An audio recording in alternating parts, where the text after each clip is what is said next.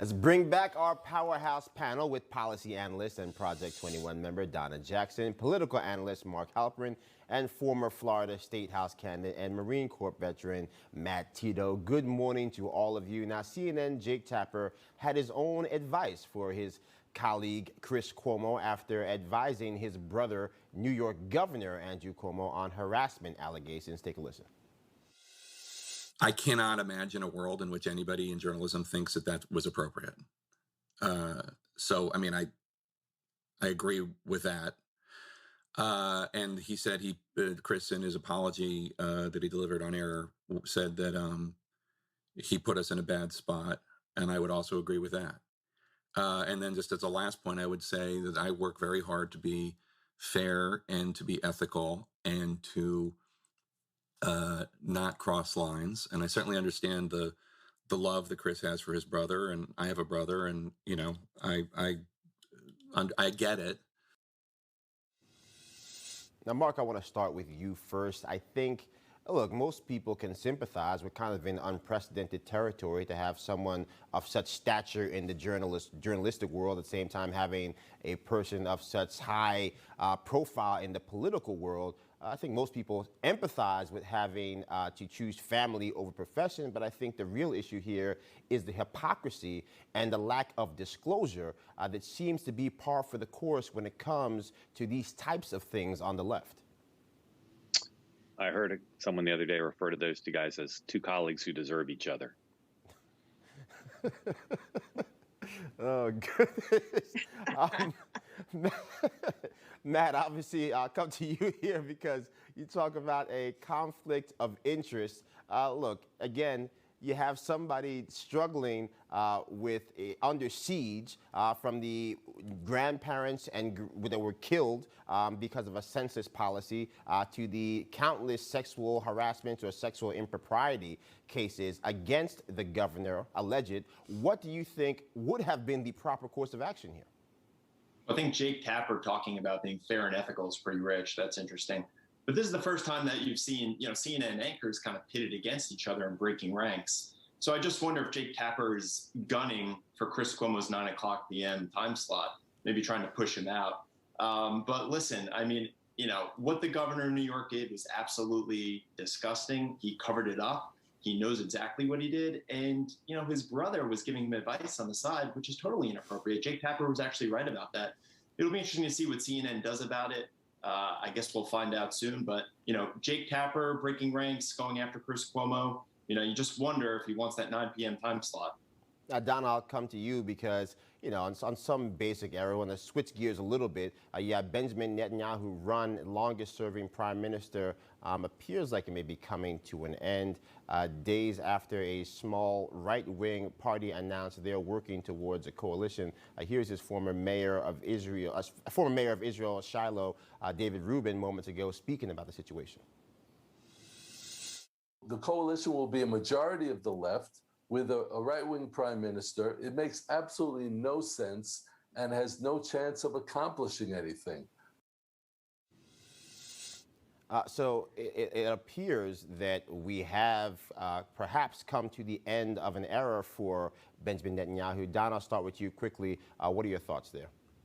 Well, I think that some of this wouldn't, it's worth looking at that some of this wouldn't be happening if it was the Trump administration.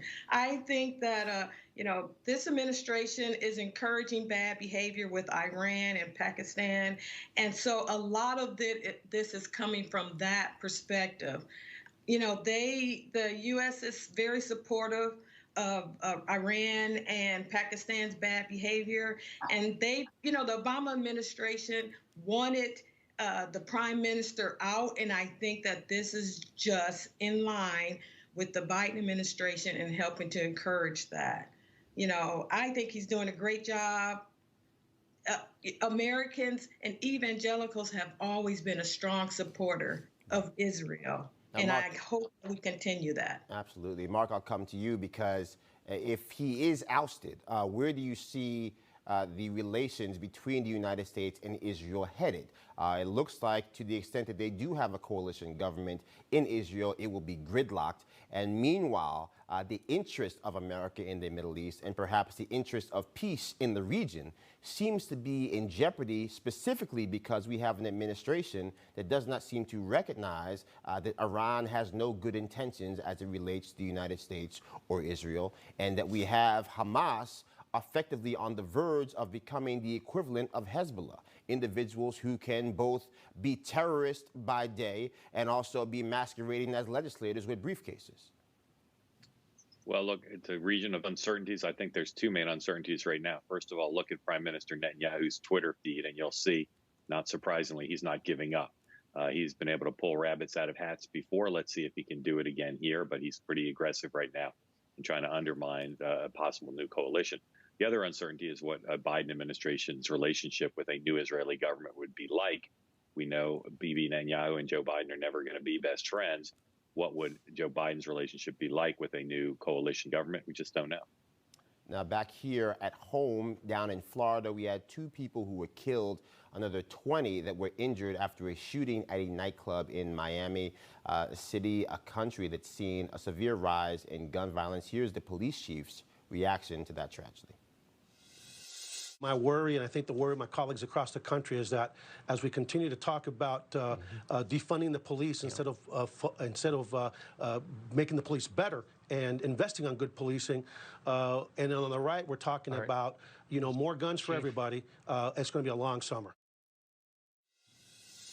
Now, Matt, it seems to many that the conditions for what that chief is talking about, the perfect storm of doom, police stations being defunded, recruitment for new officers going down, you have retirements for existing police officers going up, and caught in the middle is the fact that while there seems to be an assault on our Second Amendment rights, there's little conversation happening about what he's focused on, which are illegal guns in the hands of individuals who have no care or concern for the law, even if you pass new ones. Yeah, no, absolutely. And, defunding the police isn't the answer, because clearly when there's incidents like this and you call 911, you have an issue at your home, you want the cops to come. Here in St. Petersburg, actually, they started defunding the police, and we actually have social workers now responding to nonviolent 911 calls. But, anybody knows who's been a police officer that sometimes when you respond to a nonviolent call, it becomes violent very quickly. And so, that's certainly not the answer. Defunding the police clearly doesn't work. And the rhetoric from the Democrats about these Second Amendment limitations taking away your gun rights, listen, at the end of the day, you're never going to take away the guns from the bad people. They're always going to have their weapons. And so, the Democrats' whole message in terms of limiting the law-abiding Second Amendment, people in this country is not the answer to it. So we need to get back to talking to each other on both sides. These incidents like this down in Miami need to stop. This is out of control. We don't seem to know too much about this incident yet. We do know they just put out a $125,000 reward for any information leading to the 3 suspects. But, they always talk about the AR-15. Apparently, they used a rifle and also a handgun. So, are the Democrats going to come for our handguns now?